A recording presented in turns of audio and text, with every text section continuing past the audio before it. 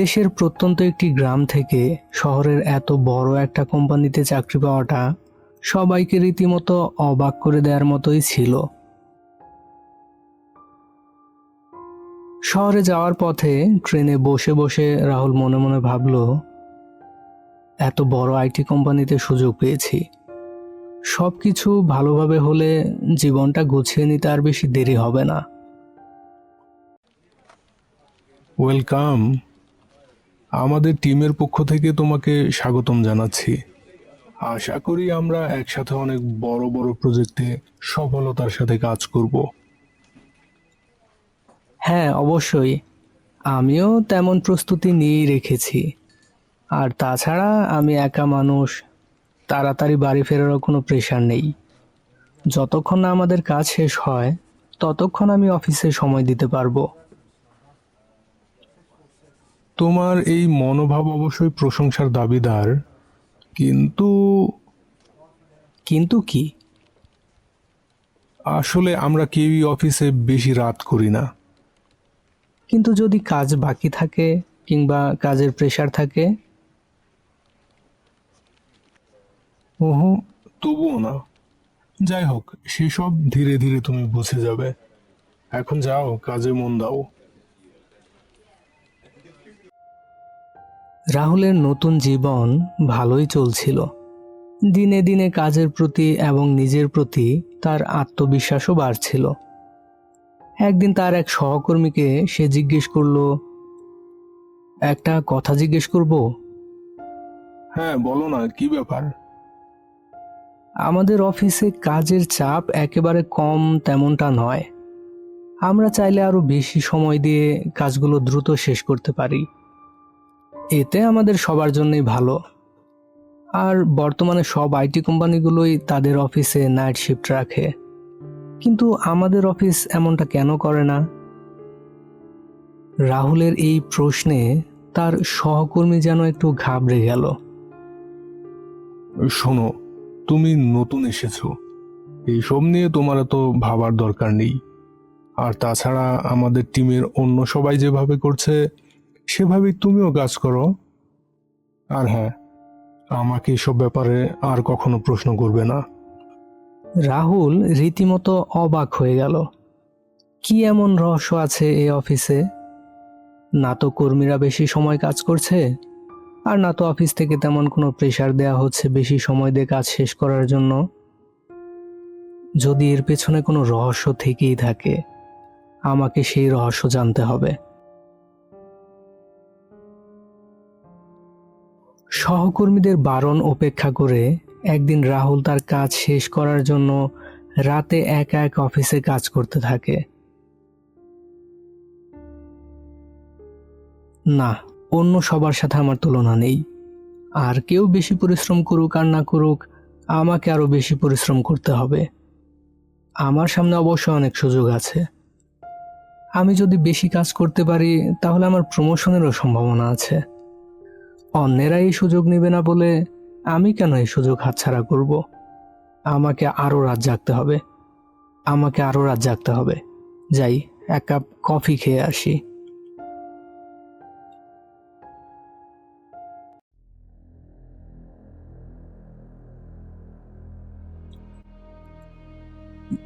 এটা কি করলো? কে এখানে? দেখো, যদি আমার সাথে কেউ মজা করতে চাও, তার ফলাফল কিন্তু ভালো হবে না। সামনে এসো এখনই। কোনো সাড়া নেই। রাহুল একটু ভয়ও পাচ্ছিল। হঠাৎ ভাবলো, সে তো নতুন, তাই হয়তো সবাই তার সাথে মজা করছে। সেই জন্যেই আসার পর থেকে অফিসে নাইট শিফটের কাজ নিয়ে নানা রকম ভয় দেখিয়ে আসছে। তবু কারো কোনো সাড়া না পেয়ে রাহুল তার ডেস্কে গিয়ে বসলো। অবাক হয়ে খেয়াল করলো তার বাকি কাজটুকু শেষ হয়ে গেছে। এ কি করে সম্ভব?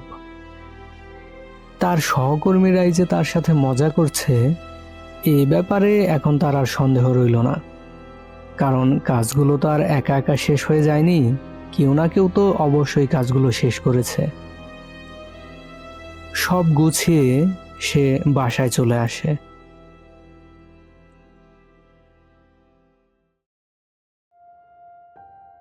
পরদিন অফিসে গিয়ে সে তার টিমের সবার কাছে ঘটনাটা খুলে বলে, কিন্তু সবাই যেন তার কথা শুনে চিন্তিত হয়ে পড়ে। একজন তাকে বলে, তোমাকে কতবার বলেছি রাতের বেলা অফিসে দেরি করবে না। চাইলে তো আমরাও রাতে বেশি কাজ করতে পারি, প্রমোশনও পেতে পারি। কিন্তু শোনো, এত লোভ কিন্তু ভালো নয়। এই লোভ তোমার অনেক ক্ষতি করবে। তাদের কাছে এসব কথা শুনে রাহুলের মনটা খারাপ হয়ে গেল। সে বুঝতে পারছে না তার সহকর্মীরা কি তার ভালোর জন্য এসব বলছে নাকি তাকে হিংসে করছে। যদি রাতে অফিসে থাকলে কোনো সমস্যা হয়, সেটা কেন তাকে কেউ খুলে বলছে না?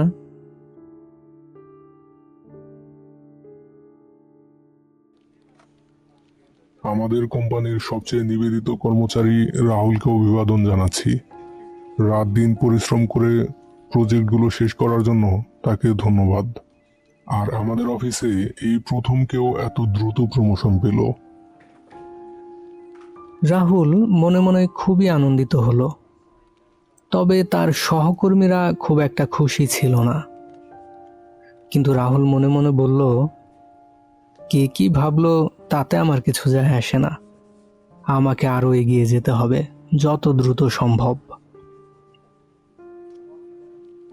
শুধু একটা বিষয় সে মন থেকে কিছুতেই দূর করতে পারছিল না। যতদিন রাত জেগে অফিসে কাজ করেছে, প্রত্যেকবার অদৃশ্য কেউ যেন তার কাজ শেষ করে দিয়েছে। এর ব্যাখ্যা সে আজ পর্যন্ত পায়নি। রাহুল ভাবে, এবার এই রহস্যটাও সে উদ্ঘাটন করবে। আমরা সিদ্ধান্ত নিয়েছি সামনের মাস থেকে আমাদের অফিসে নাইট শিফট থাকবে। রাতেও কাজ চালু রাখতে হবে। আমরা খুব দ্রুত আমাদের কোম্পানিকে এই শহরের সবথেকে সেরা কোম্পানিতে পরিণত করব। সেদিন রাতে রাহুল একা একা অফিসে কাজ করছিল আর ভাবছিল, এখন থেকে যদি নাইট শিফট চালু হয় আর যদি সবাই রাতের বেলা অফিসে থাকে, তাহলে আমার কাজের ব্যাপারে সবাই জেনে যাবে। আমি কাজ না করলেও একা একা কাজ শেষ হয়ে যায়, এটা যদি সবাই জানতে পারে তাহলে আমার কি হবে? আর তাছাড়া রাতে সবাই উপস্থিত থাকলে যদি সেই অদৃশ্য শক্তি আমার কাজ না করে দেয়, তাহলে আমার উপর অনেক প্রেশার হবে। হঠাৎ আলো বন্ধ হয়ে অফিসটি অন্ধকার হয়ে যায়। রাহুল যেন কারো পায়ের আওয়াজ শুনতে পায়। রাহুল একটু ভয় পেয়ে যায়। আওয়াজটা যেন ধীরে ধীরে তার দিকে এগিয়ে আসছে। আচমকা সে দেখতে পায় জানালায় রক্তাক্ত একটি হাতের ছাপ। এটা দেখে রাহুলের ভয় আরো বেড়ে যায়।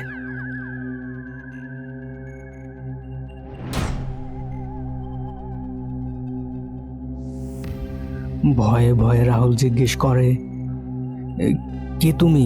আমাকে কেন ভয় দেখাচ্ছ?" তুমি আমাকে বাধ্য করেছ আসতে। আমি এর আগে অনেকবার নানাভাবে তোমাকে বুঝিয়েছি যাতে রাতের বেলা অফিসে দেরি না করো, কিন্তু তোমার জন্য এখন এই অফিসে নাইট শিফট চালু হতে যাচ্ছে। এই অফিসে রাতের সময়টুকু শুধু আমার,